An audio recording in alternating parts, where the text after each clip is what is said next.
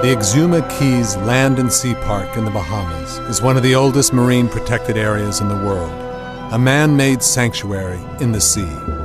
The waters teem with life from the smallest to the largest creature in the food chain, because they are protected from the most efficient predator our oceans have ever known.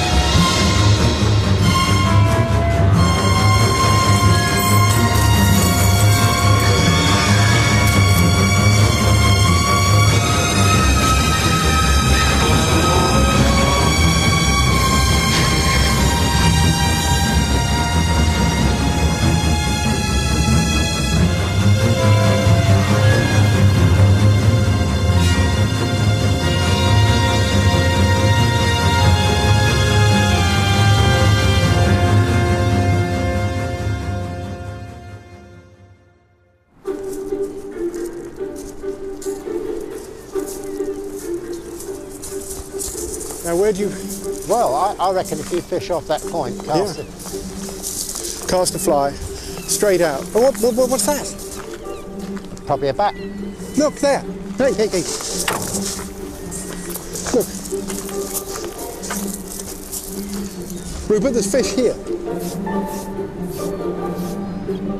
I came into this because, in a very small and very limited way, I was a hunter of fish.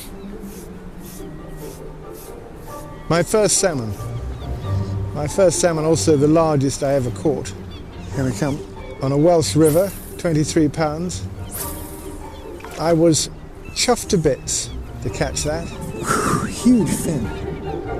I have never been more proud of myself. It was the last that anybody caught on that beat for years and years. I don't think anybody's caught one as big as that since. And I was triumphant, but I also have felt guilty about that fish ever since, because it was one of the last of a spring run that now no longer happens. Now, why were fewer of them coming back? Well, I didn't know, but I thought I'd better find out. And that's really what set me off on this journey to find out what was happening to fish in the sea.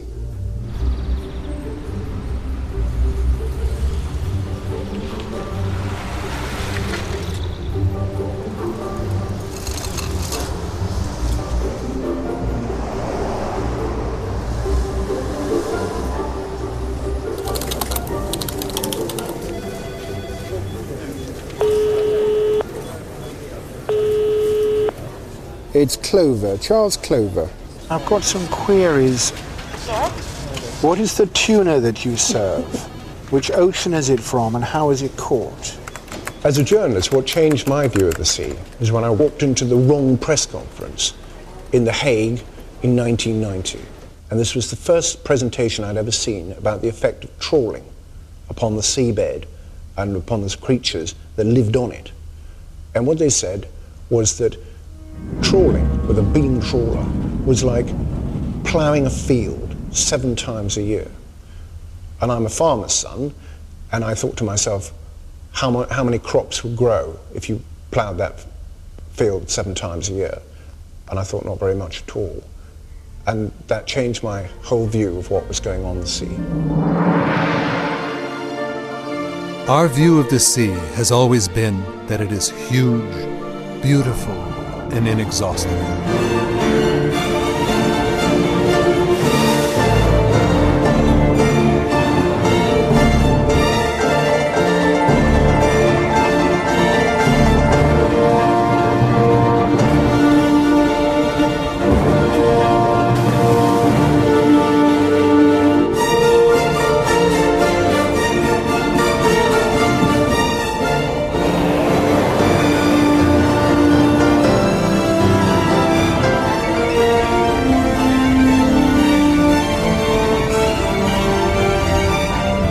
The oceans are the common heritage of all mankind, and for billions of years they have been full of life.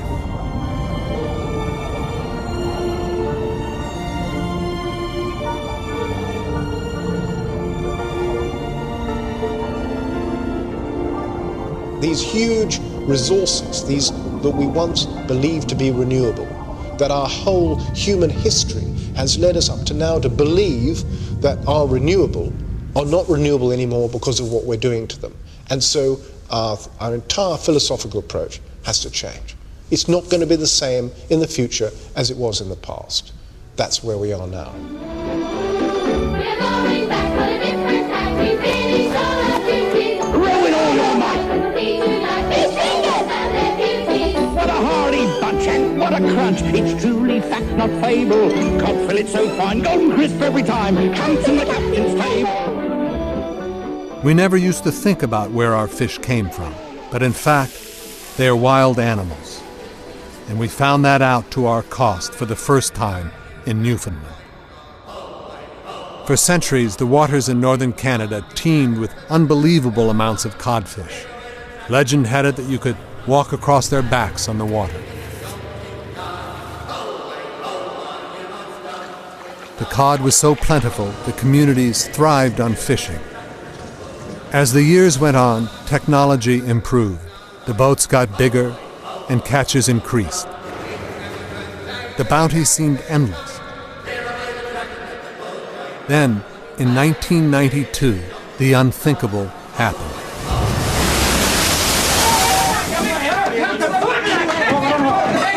In St. John's tonight, angry fishermen vented their rage. They charged the room where John Crosby was holding a news conference, but security would not let them in. What had once been the most abundant cod population in the world had been fished out of existence. I've decided that effective at midnight tonight, there will be a moratorium on harvesting of northern cod until the spring of 1994. Either we cooperate in addressing it, or there's going to be no fish for anybody. No fish for the Europeans, no fish for the Canadians, and an ecological catastrophe on our hands. With or without you, with or without you, and not only me, every fisherman in this island, we're going fishing. Overnight, 40,000 people lost their jobs. The cod is gone, and I think within the context of cod, particularly in the Canadian perspective, is that this is a species that has been fished for centuries and centuries. Cod was the reason that people migrated from the UK, from Europe, northern France in particular, to Canada. It was because of cod. The fishing ban brought the people to the streets. They hoped that one day the cod would return. The significance didn't drop, didn't dawn on anybody till much later. Today, there are so few left that they've got endangered status in Canada, and the cod populations have not rebounded despite a moratorium on cod fishing since 1992. In 2007, this research vessel set 2 lines, each with 1,500 hooks, to find out how many cod were left in the waters off eastern Canada. On the first line, they caught 1 small codfish. On the second, a small basketful. The cod stocks had been depleted to such a low level that they were unable to recover. For Newfoundland, for a community for which the whole reason for its existence was cod, there's this historical, ingrained element. It's part of society, permeates society, and the loss of the fish was basically akin to sort of a loss of soul, and it still remains that 15 years later.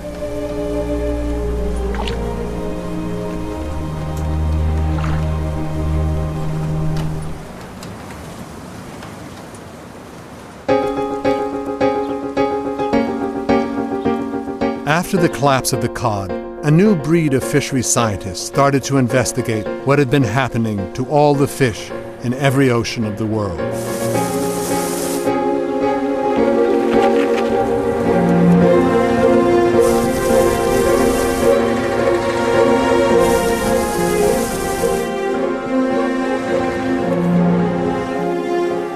Local catches of fish had been declining almost everywhere.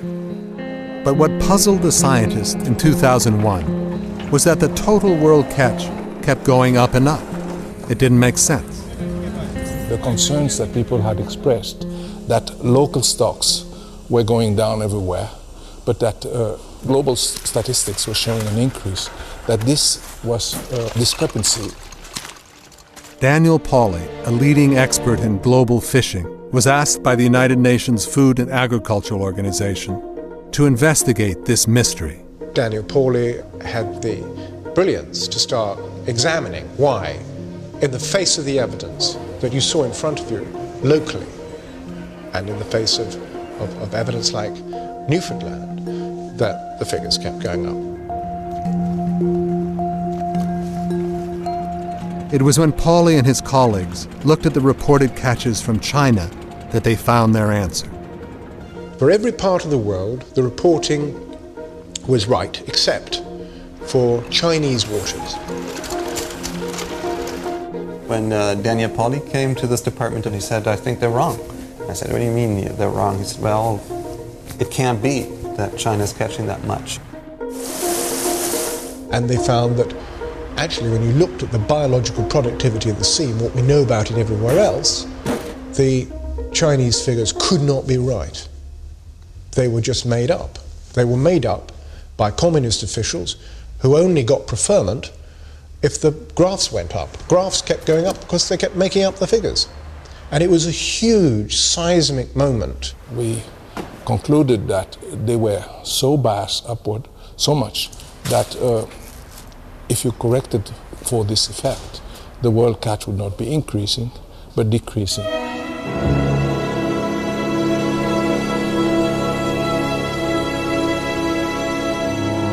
For the first time in human history, the future of the food the world gets from the sea was in doubt. Sent a shiver down my spine, because that was the one thing that a lot of people were holding on to. Well, things may be bad, but at least we're catching lots and we're catching more every year, so it can't be that bad. From about 1988, we now realize it was on the way down. And we only figured that out in 2002. All of these things were like warning signals, and they were telling a story in aspects. This is a story that was going on at the same time as human influences elsewhere, but it's been told late. It's been told we haven't had so much time to do something about it. Now it's on us. And now, in the next maybe 40, 50 years, it's crisis, it's crash, it's do something about it time. And that's why this is arguably one of the biggest problems in the world.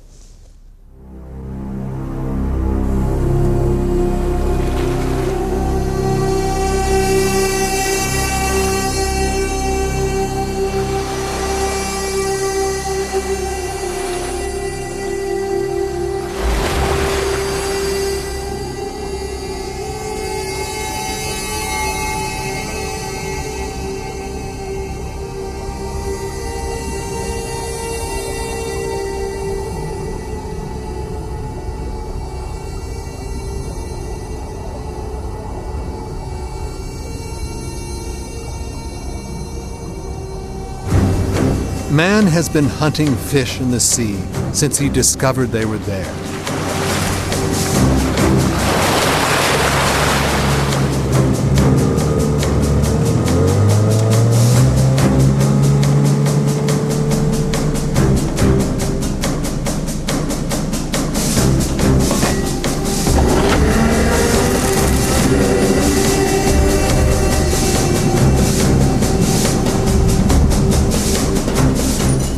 For the last 3,000 years, these men and their forefathers have expected giant bluefin tuna to migrate from the Atlantic Ocean to the Mediterranean Sea. And every spring, the fishermen set their trap, an ancient method of fishing known as the almadraba.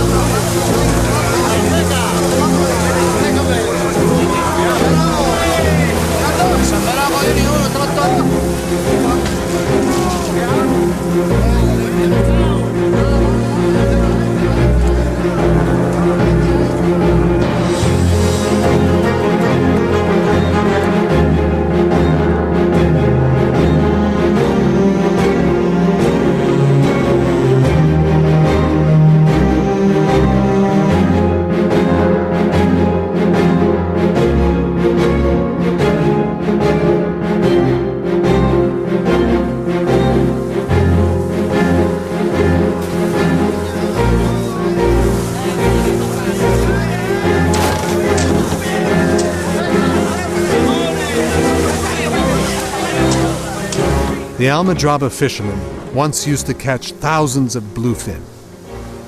But over the last 10 years, their catches have declined by 80%. Y hay atunes, pues, alegría. Todo el mundo grita, ¡viva la Virgen del Carmen! ¡Juegan, caravano, vaya! Euforia, ¿no?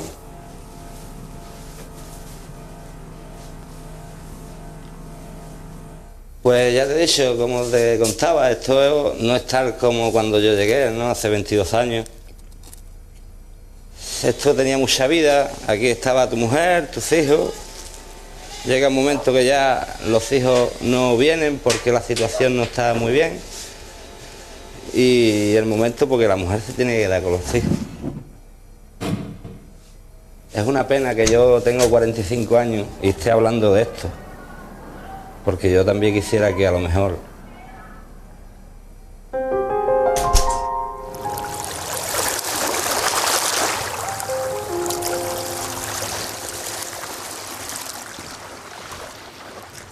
On the other side of the world, in Canada, scientist Boris Worm had been trying to work out how many tuna and other large fish were left in the sea.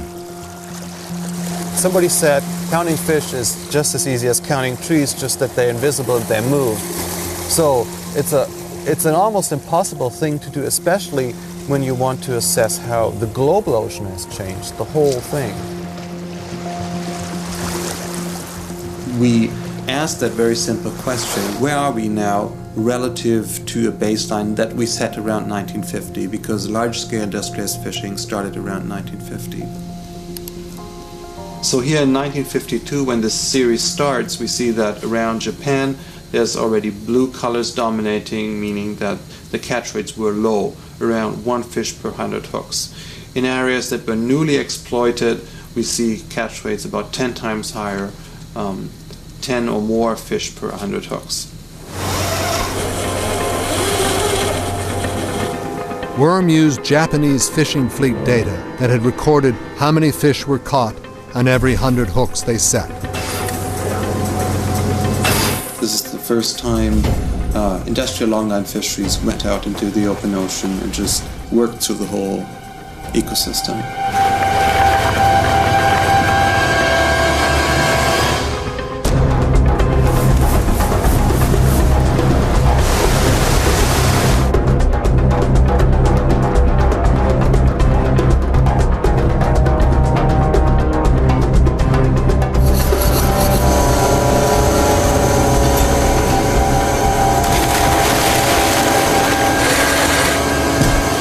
See that the fishery has reached a truly global coverage, and a lot of the ocean is in the blue colors now, meaning the abundance of these large fish globally has probably declined by about 90%. This has been widely criticized, and there have been many papers written to undermine and attack these findings. Totally wrong.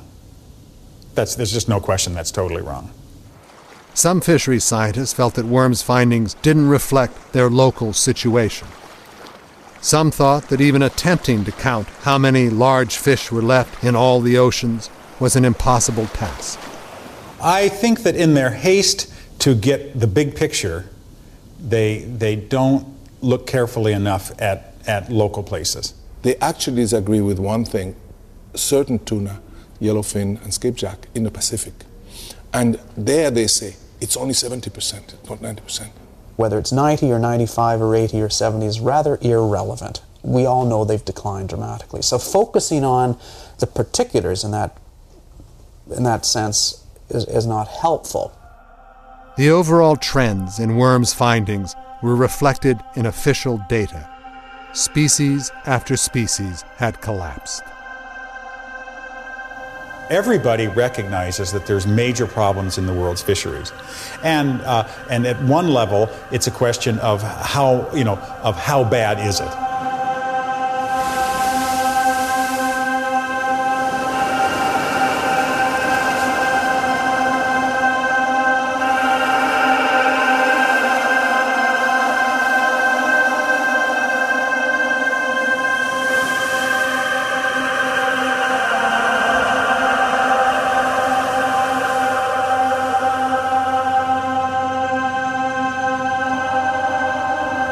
Today, in every ocean of the world, high-tech industrial vessels are hunting down every known edible species of fish. The basic problem in most fisheries that are in trouble is too many boats. Too much capacity chasing too few fish.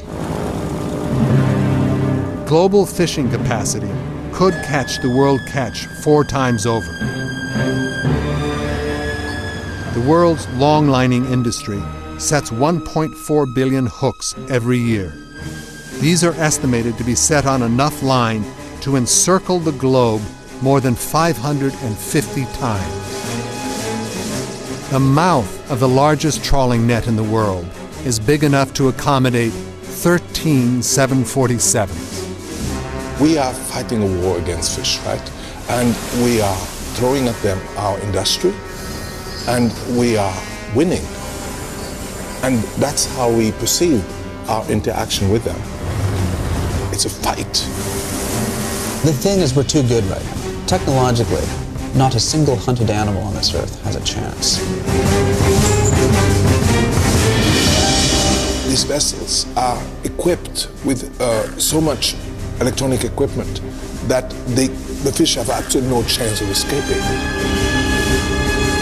The skipper knows exactly where he is in relationship to a rock where fish could hide, in relationship to a wreck where fish will be attracted to.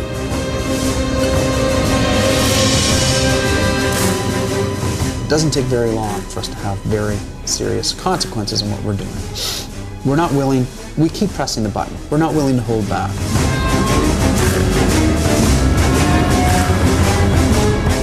The might of the fishing armory has grown exponentially in the last 50 years. The amount of fishing power that we have at our command today far outweighs our ability to control ourselves.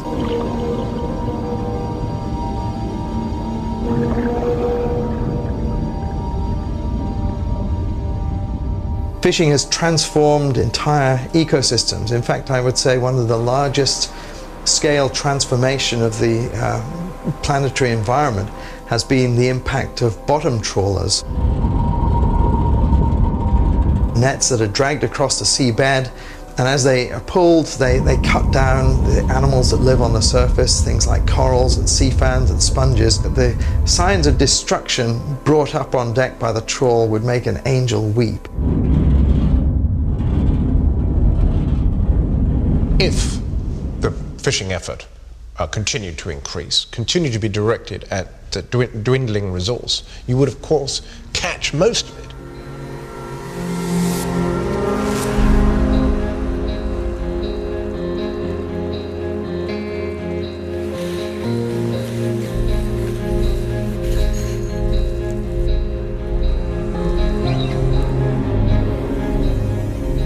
The bluefin is one of the most iconic fish in the sea. Its beautiful hydrodynamic shape and specially heated blood allow it to accelerate faster than a supercar. Pound for pound, its delicious flesh is the most expensive and sought after on the planet.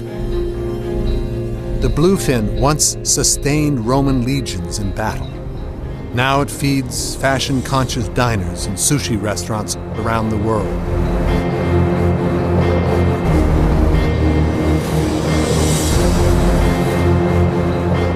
Bluefin is the front line. Bluefin is the most immediate crisis that we know about. For many years, scientists have been predicting that the king of the tuna would be hunted to extinction. But now, it is actually happening.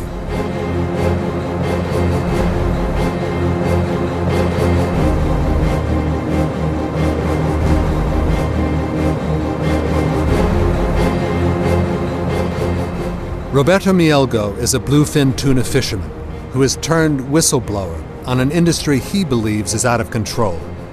A lone presence in the ports of Europe, Mielgo is hunting for information to bring the slaughter to a halt. It's bluefin. I can actually tell from here it's bluefin.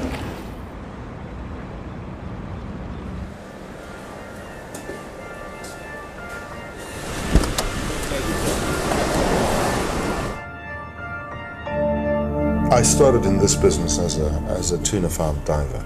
That was many years ago. Those days were the good old days, where the stock was healthy, I would say.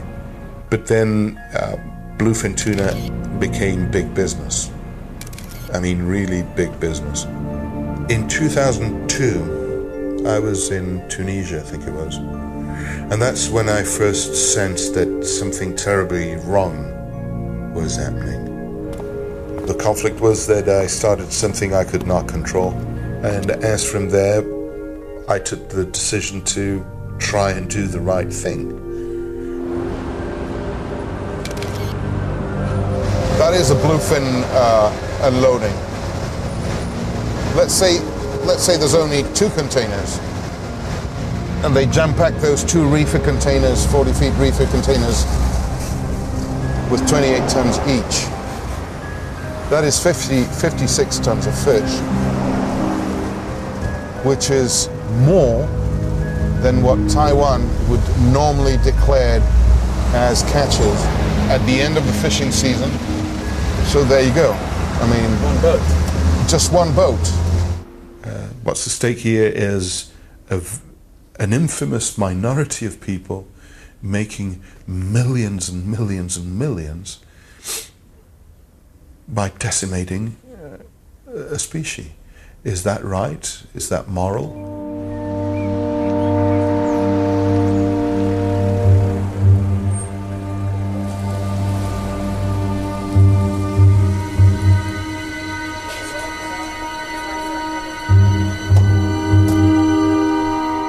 In Luxembourg, European Union ministers meet to decide the fate of the fish and the industry which depends on it. Fishing is supposed to be controlled through internationally agreed quotas, the amount fishermen are allowed to catch. These are recommended by scientists.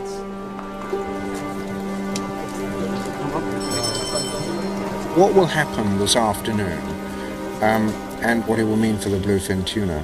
Well, what will happen is that fisheries ministers of the EU will take a decision that goes against any rational scientific advice for the conservation of bluefin. Bluefin scientists are recommending a catch of 15,000 tons simply to avoid collapse. In order to rebuild the fish population, the catch needs to be less, at 10,000 tons. But ministers vote for a catch of 29,500 tons, twice what it should be to keep the population from crashing, and 3 times what it should be to let the fish recover. I just can't accept that. This is a political quota. It's negotiating with biology, and you just can't do that and expect to see the biology survive. This is a species which is endangered as the white rhinoceros, and yet it's being hunted to extinction in the Mediterranean. It's being exploited at more than twice the levels it should be, and those countries that have overfished it are not being forced to pay back what they've overfished, so not a day in which the European Union has covered itself in glory. Bluefin tuna is not the only fish whose stocks have declined dramatically, and most of the others have declined while under the supervision of the scientists and politicians in the richest nations of the world. If fishery managers were engineers, they would have been fired long ago, because we'd be having collapsing buildings and bridges all over the place because the calculations are so far out. And so it's not a question of if fish stocks will collapse. When you make decisions like that, it's a question simply of when. Collapse is inevitable.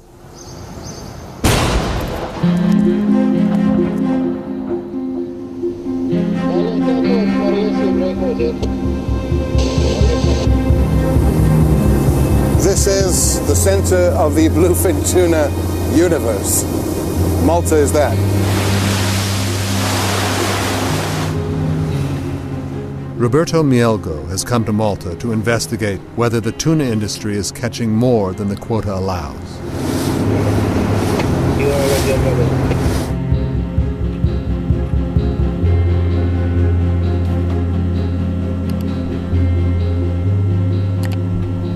Hello, Charles. How are you doing?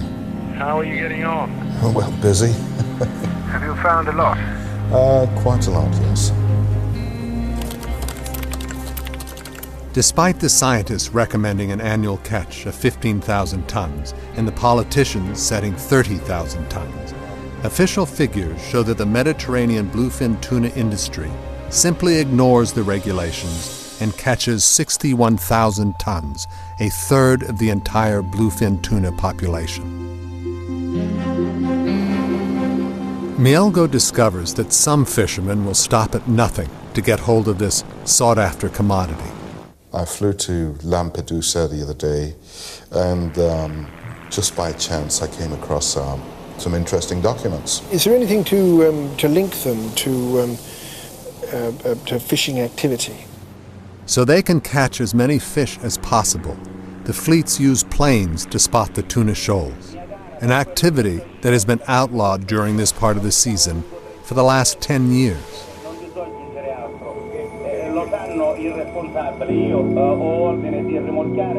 Mostly these planes were operated by Italian fishing fleets, fishing south of Lampedusa, east of Tunisia, and outside Libyan waters. This is a disgrace. The Italian government isn't doing a thing. Nobody is enforcing the rule of law. This is a disgrace for the European Union.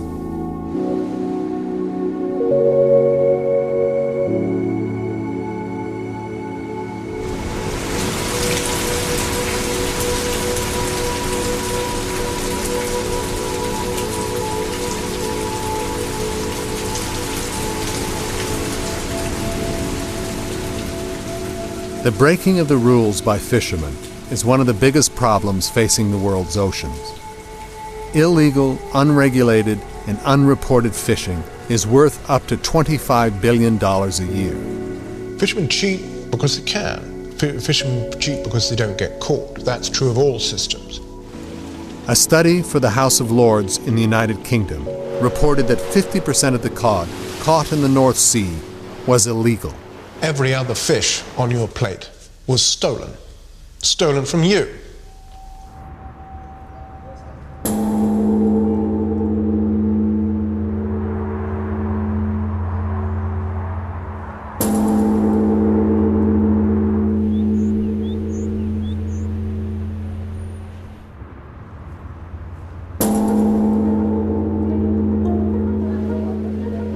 Mielgo has come to Tokyo, the center of the world tuna trade, where last-ditch attempts are being made to save the majestic bluefin.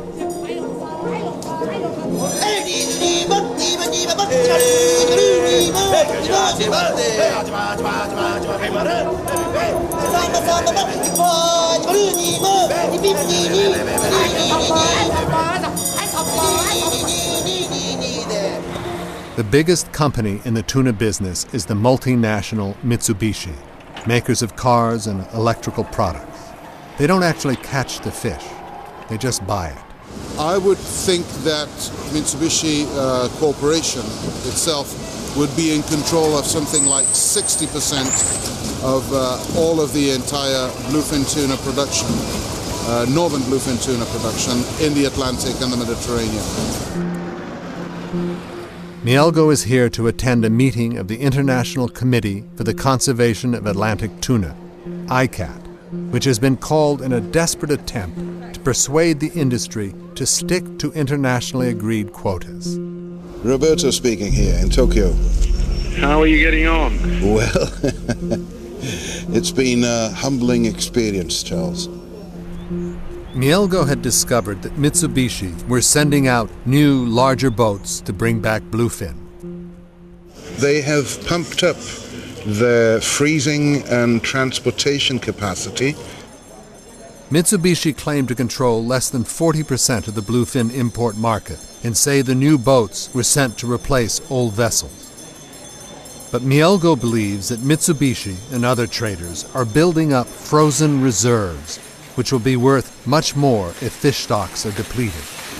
If there's no more bluefin tuna caught, but you're sitting on 60, 70,000 tons of it frozen, you name the price. Mitsubishi say they try to provide the Japanese market with stable supplies at reasonable prices, while supporting policies to ensure long-term sustainability of the stock. But Mielgo fears that the result will still be the extinction of the species.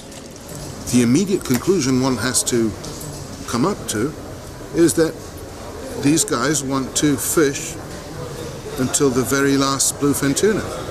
Once they have caught the very last bluefin tuna, they will go on to big-eye tuna, and once they have overfished big-eye tuna, they will go for another tuna species.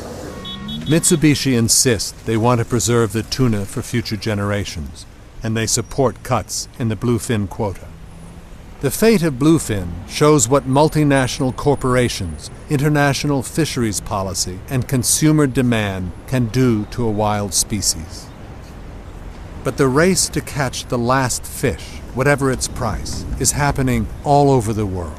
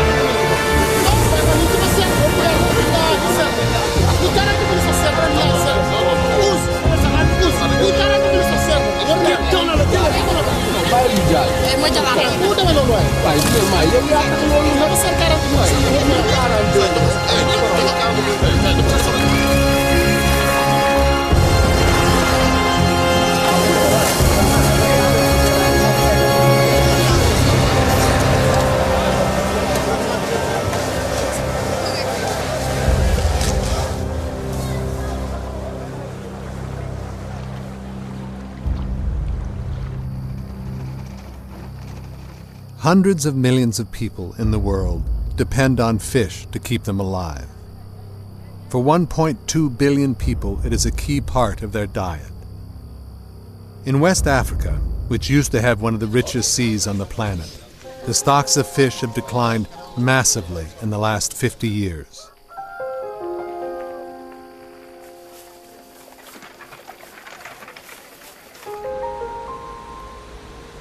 Rashid Soumaila is an expert on West African fisheries who has come to Senegal to find out what effect this has had on local people. Fish is crucial in West Africa. I mean, the coastal people depend on fish, and even the interior people come down when the farms disappoint them, when there's drought, deserts and so on. So it is very important to keep this going for the sake of the people, because if the fish goes down, the coast of West Africa will be littered with problems. We cannot afford to let this go.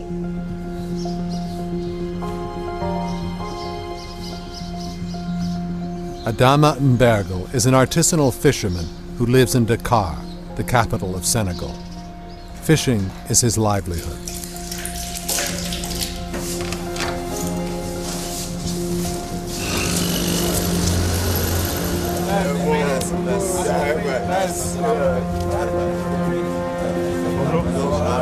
xam nga ñu ne ñu lii mooy lébu cosaanu lébu dëgg xërëm la xam nga ak jàpp jën ak dugg sa kër fekk fa ndawal lu baax lekk ba suur xam nga ñun suñuy morom dañ daan jóge ñoom seen kër ñoom seen papa intellectuel la daan nekk ci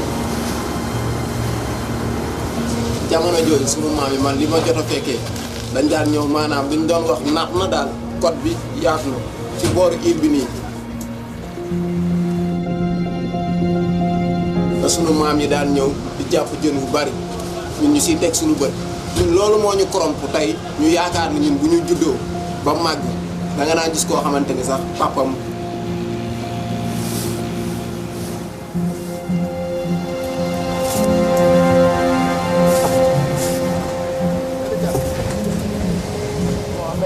Today, Adama earns $6 from his fishing. His fuel cost him $4. What is left has to feed his family. C'est lui mon premier fils là. Elle s'appelle Maman. Meanwhile, on the same shoreline, money is being made. The governments of many developing countries trade fishing rights for quick cash from developed nations. Taxpayers from the Western world pay for the largest fishing boats on the planet, super trawlers, to fish the distant waters. The locals and their pirogues don't stand a chance. That's no good for the fishermen, that's no good for our sea. That's good just for European fishermen and government Senegal because he have a lot of money. Haidar has dived the waters off Senegal for the last 35 years and has witnessed huge changes to the health of the local ocean. He is campaigning against foreign boats fishing in his waters. When I see this, I want to fight with this guy. I want to fight with this industrial boat. I want to fight with the government who take just money and don't know what to do. I want to fight with the world because the world's going to be dead. It's not possible. Fishing is one of the most wasteful practices on Earth. Every year, more than 7 million tons, a tenth of the world's catch, goes back over the side dead. This includes hundreds of thousands of turtles, seabirds, sharks, whales, and dolphins. See how he do to destroy the ocean. He take just what he want. He take just what he need to sell now. But the fish, he don't need to sell that. He put him out and he kill them. Look, all around you.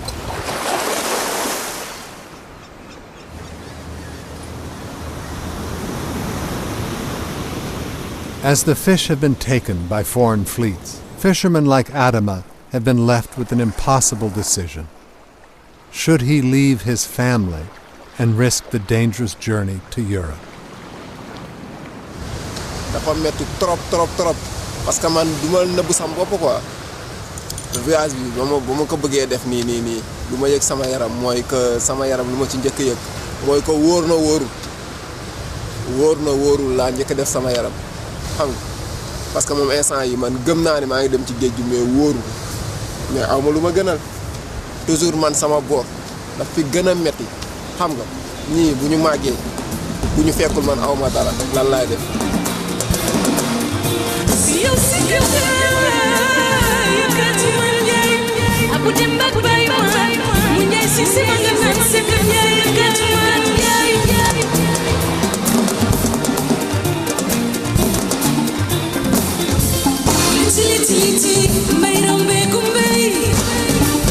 The fish goes, the people are made poorer, and what happens? They try to immigrate. The Europeans like our fish, but they don't like the people. The fish has visa to come in, but the people are turned back.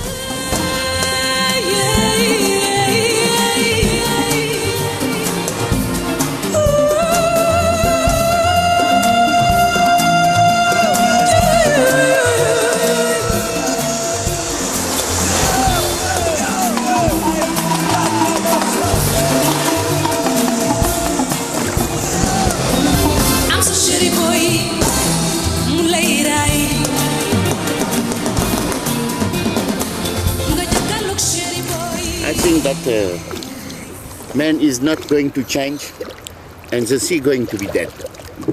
Because man is crazy. We are crazy.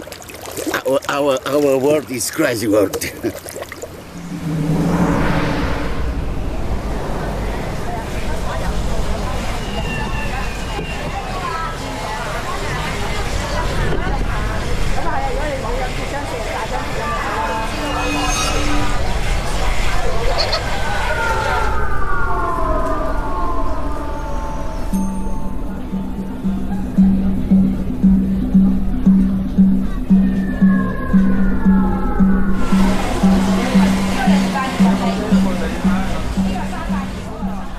In the restaurants of Asia, diners are buying live fish in greater quantities than ever before. These are being taken from the most beautiful parts of the planet, the Coral Triangle. The Coral Triangle is an area of ocean half the size of the United States in the seas of southern Asia.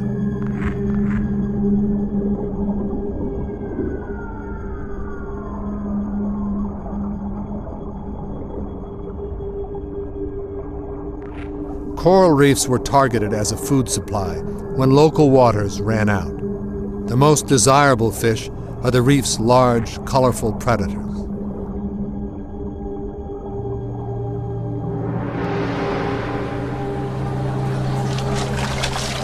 Our insatiable appetite for such delicacies threatens to tip the fragile balance of nature into chaos.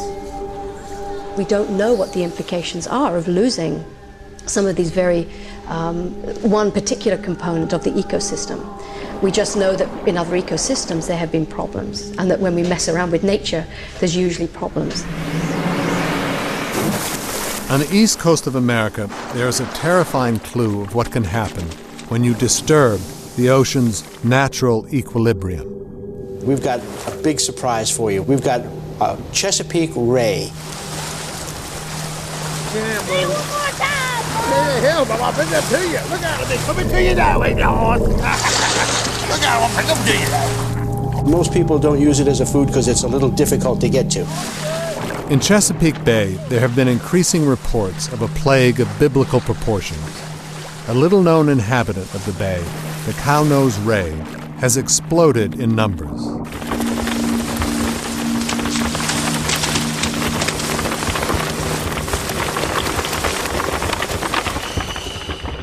Local scientist Pete Peterson was investigating the increase in the cow-nosed ray population when he noticed that the graph of their growth was the exact opposite of the graph of the decline in their main predator, the shark. Even a number of quality scientists will tell you that that statistics are in some ways icing on the cake when you do your science.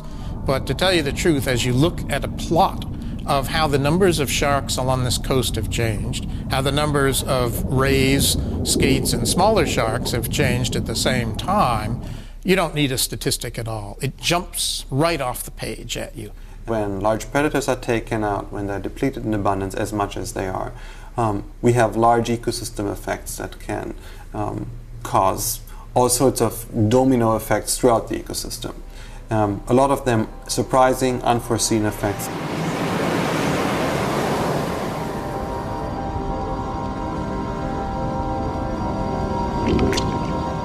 There's evidence of this knock-on effect happening all over the world. In Newfoundland, lobster numbers are exploding. The loss of cod and other bottom-dwelling fishes, what we have seen is an increase in the abundance of other things. So in this part of the Atlantic, there's always been a fair number of lobster, but there's now evidently quite a bit more. So it seems fairly reasonable to conclude that the decline of cod and other predatory fishes has basically paved the way for an increase in the abundance of those things that cod used to eat. Fishermen have eagerly fed off the bonanza.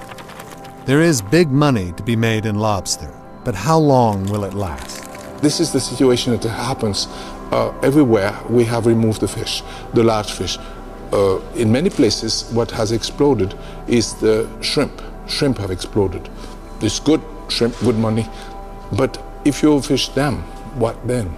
The end point is when the prawns and the scallops too have gone. We really will be down to a highly simplified ecosystem of mud and worms. Jellyfish infestations are increasing. Beaches are becoming no-go zones. Our oceans, once full of large fish, are now filling up with algae, plankton, and worms. Plankton sticks pressed into fish-shaped pieces, perhaps. Jellyfish burgers. The options are endless.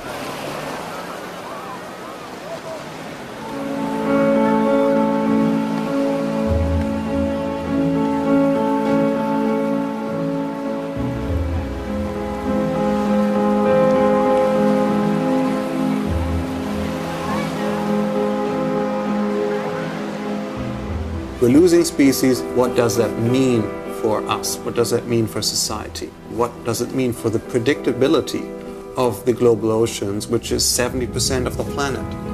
And the answer is, with every species that disappears, some of those services are eroding. There's less food, there's declining water quality, and there's declining stability of the system. What alarmed me the most was that the ability of the system to absorb shocks and disasters, to deal with climate change, to deal with overfishing, was diminishing.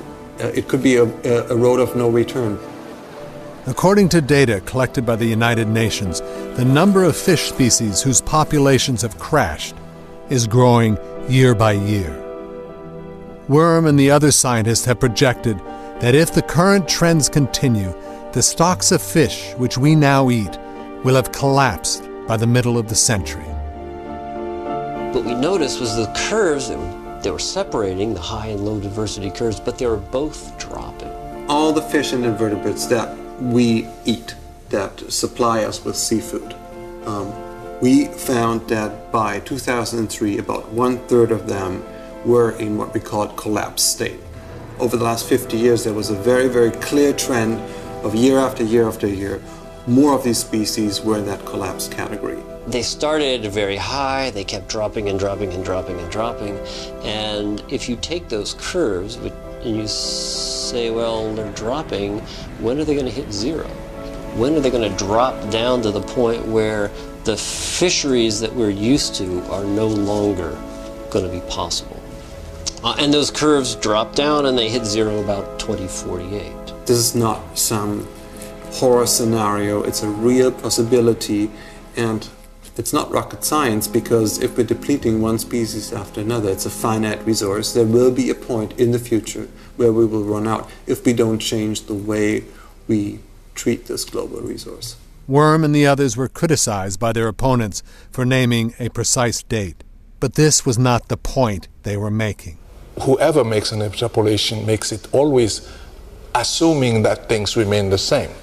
And I would say that assuming that things remain the same, this prediction that we will have no fish in 50 years or so are essentially correct. When the human population comes under real pressure on land, when we begin to have real problems from global warming, when we start running out of enough food to feed ourselves, we have just squandered one of the greatest resources that we've ever had on the planet, wild fish.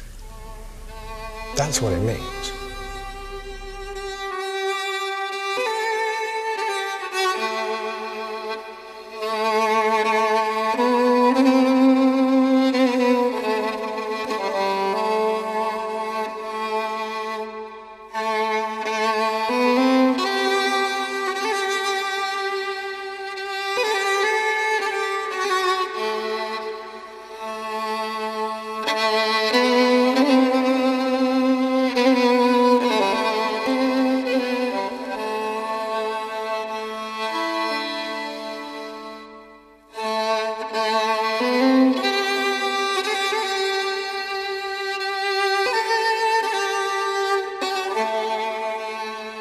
For generations, men have hunted the world's oceans.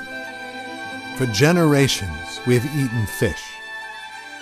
What can our generation do to stop us reaching the end of the line?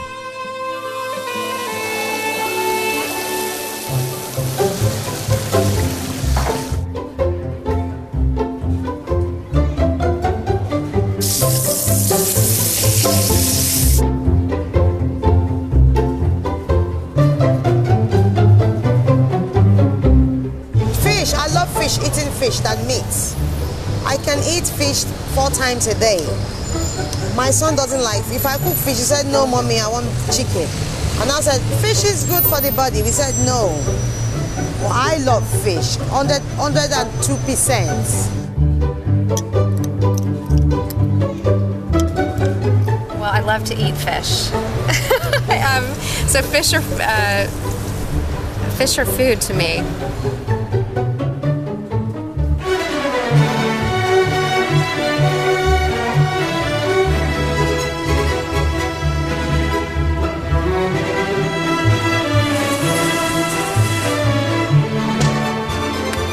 Lots of the time people say, where are all the fish, 90% of the fish gone?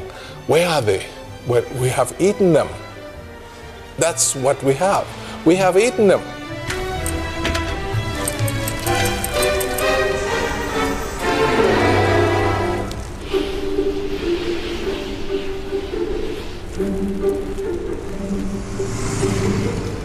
When we look at a piece of fish on our plate, what do we know about that fish?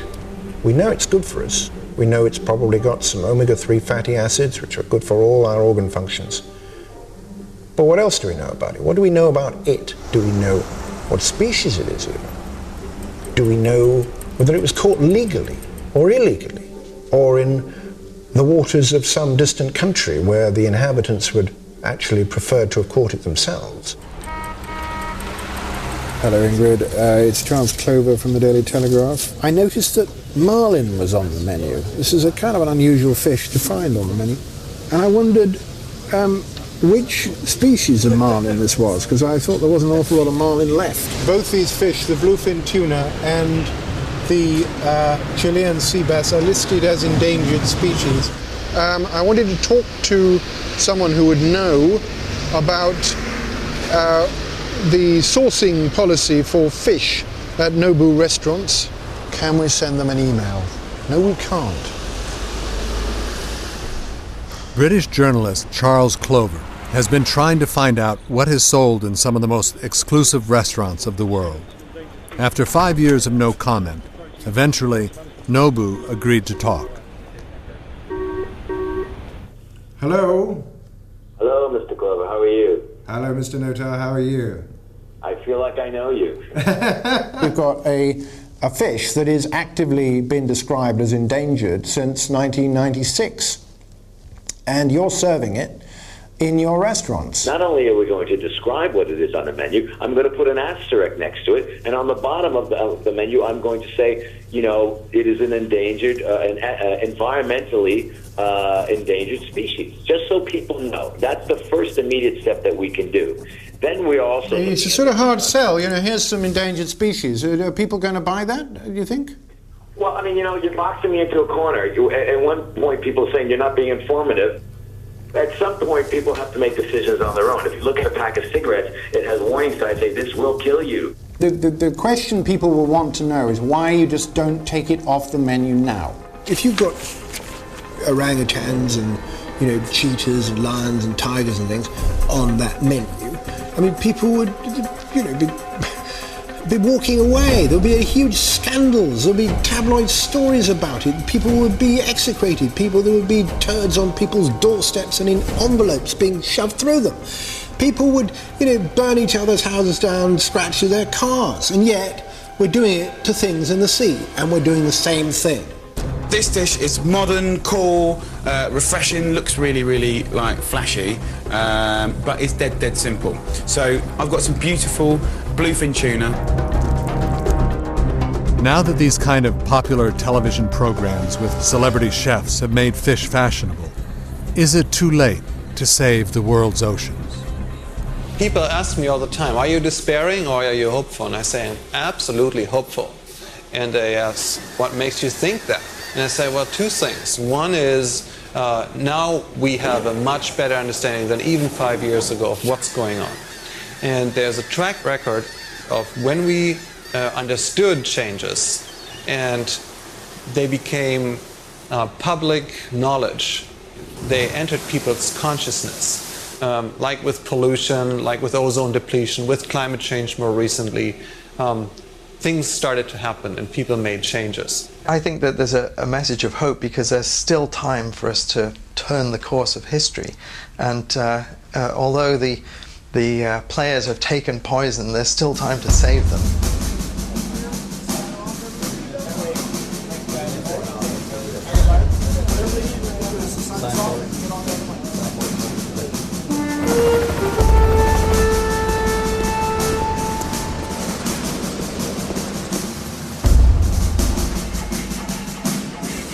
Alaska is on the front line in the battle to conserve fish.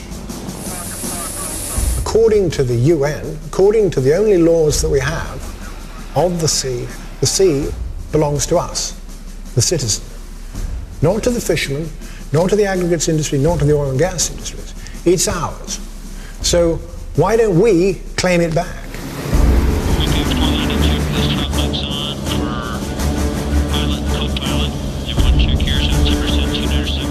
Alaska has a 200-mile fishing limit, which it strictly enforces. Portlock Bank, coordinates are going to be 56. It appears that they've been fishing in one area and they're claiming another. One of the lessons from Alaska is first you have to not allow new boats to enter, and you have to find mechanisms to get some boats to leave to match your fleet size to the capacity of the resource. Alaska's fishing policy is not perfect, but the number of fishing boats here is carefully controlled, and managers can monitor how much is being caught and react accordingly. Fishing policy here is determined by the science. Catch limits are set well below the level that fish populations can withstand. One of the differences between Alaska and, let's say, the North Sea is that the average exploitation rate on stocks in Alaska is on the order of 10% a year. In the North Sea, it's 50%. One way in which Alaska controls the catch is by giving the fishermen a limited amount of time to fulfill their quota.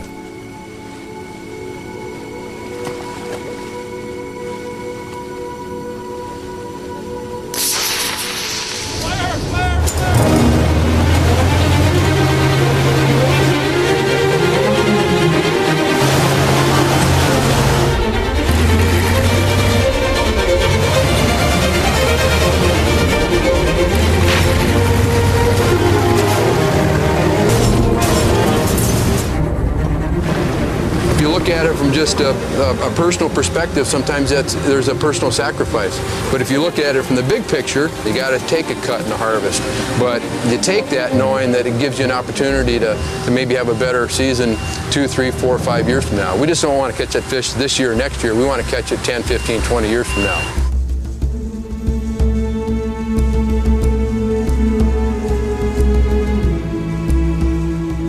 As consumers, we have the power to bring about a positive change at sea by demanding to know where our fish comes from, how it was caught, and whether it is in danger. There is a fishing industry out there, some of which is trying incredibly hard to get it right. And they are not being supported as much as they should be because people are not recognizing the difference between what they're doing, what the guys who are just rampantly raping the seas are doing. I think we have to support that part of the fishing industry.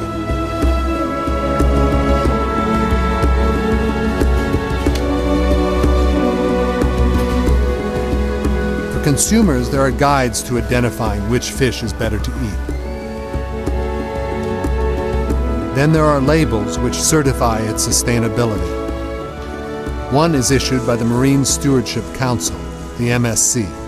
What we do and the choices we make in, say, supermarkets, when we go to a restaurant, actually has a direct effect on marine diversity. At the moment, only a small proportion of the fish we buy comes from a sustainable source. But with pressure, things are slowly changing. Even the world's largest retailer, Walmart, has plans to sell only MSC fresh and frozen fish by 2011. We sell approximately 20 million pounds of fresh fish a year. We had to do something that would protect us as we grow and as we need more and more product into the future. And that's where the MSC really shone out to us as a leading way that we can really embrace and grow our business. Birdseye, once the king of the codfish finger, now buys over 2/3 of their fish from sustainable sources. And fast food outlet McDonald's say that over 90% of their fish comes from a sustainable source. Knowledge is power, and what knowledge gives you is the opportunity to change the way that you do things, to change the way you behave. More and more fish are now being farmed. Many people see this as an answer to the increasingly desperate problem facing our oceans. But fish farming is not all that it seems.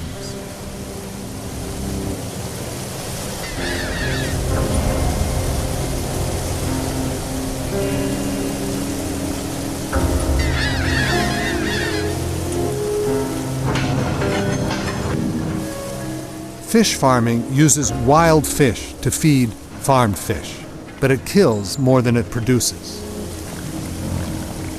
All of these anchovies will be ground up for fish meal to feed fish and other animals around the world.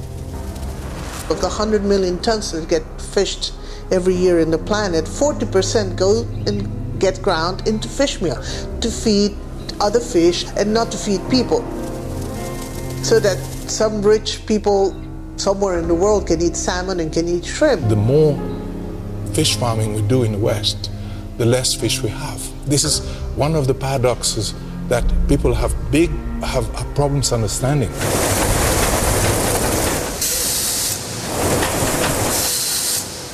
Aquaculture for species that eat fish doesn't have that much room to grow because there just aren't that many fish out there in the ocean to feed them anymore.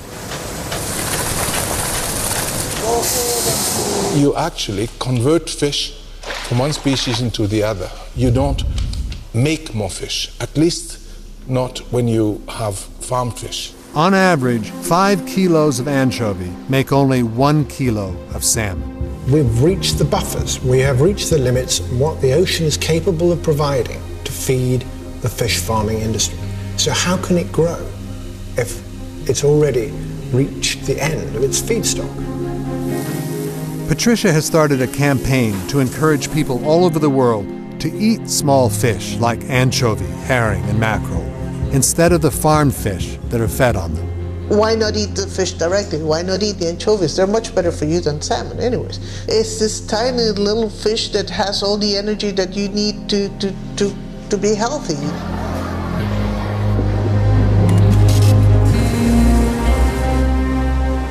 If fish farming is not the answer, despite attempts to make it less wasteful, and sustainable fisheries aren't catching on fast enough, what else can we do to save the world's oceans? We need to turn back the clock 200 years to bring back life, to restore its previous abundance and productivity in some places around the world oceans. I'm talking about creating a network of areas within which we can turn back the clock.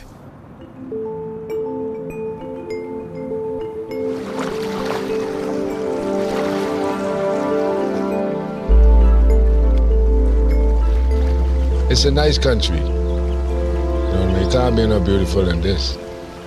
Outside to die and go to heaven.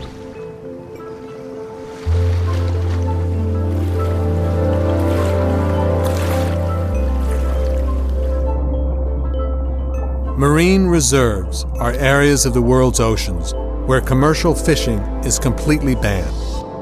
The results can be staggering.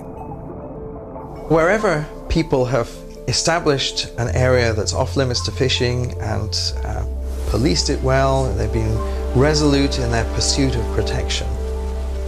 Reserves have shown marvelous benefits.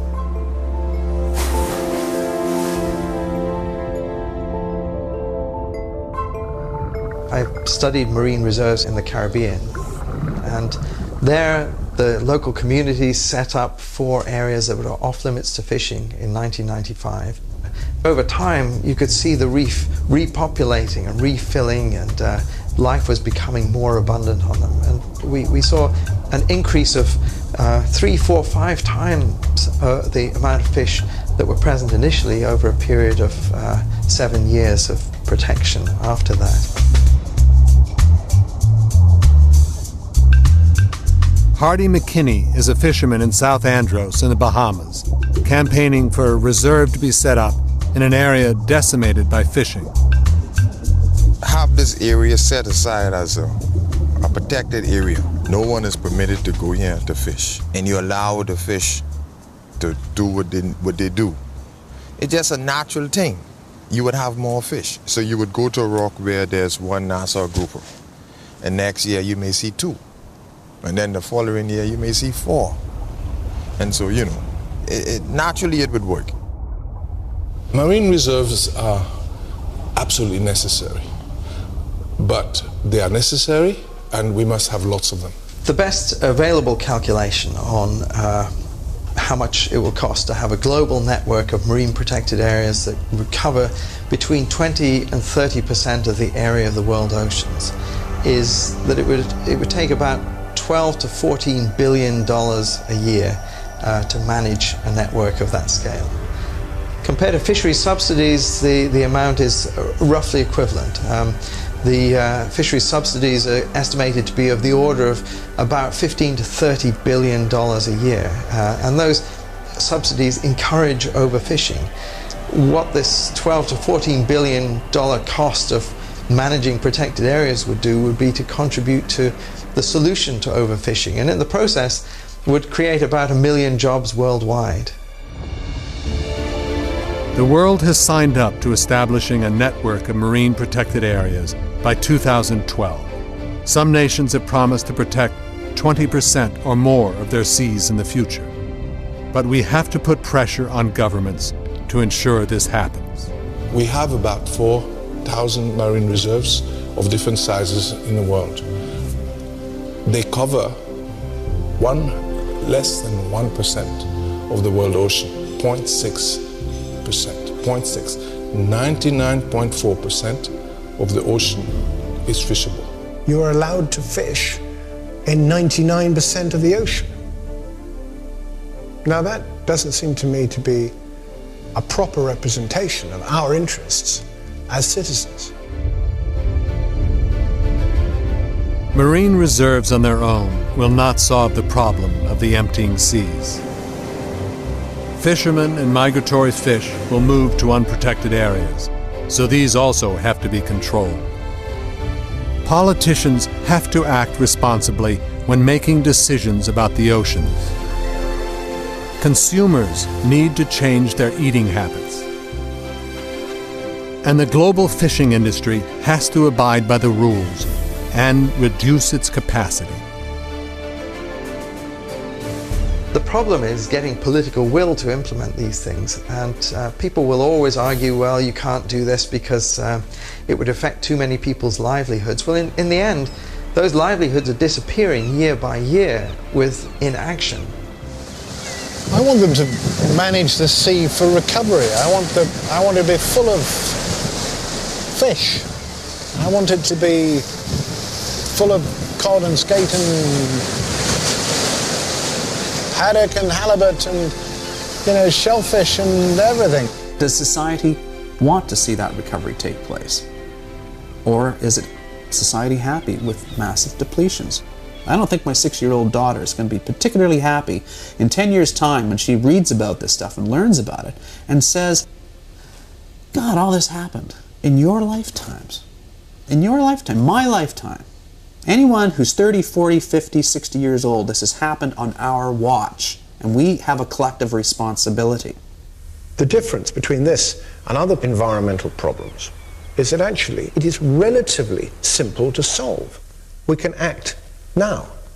It's not rocket science. We don't need more knowledge to do so. So let's do what we can where we can. You can do it here. You can do it now. You just do it.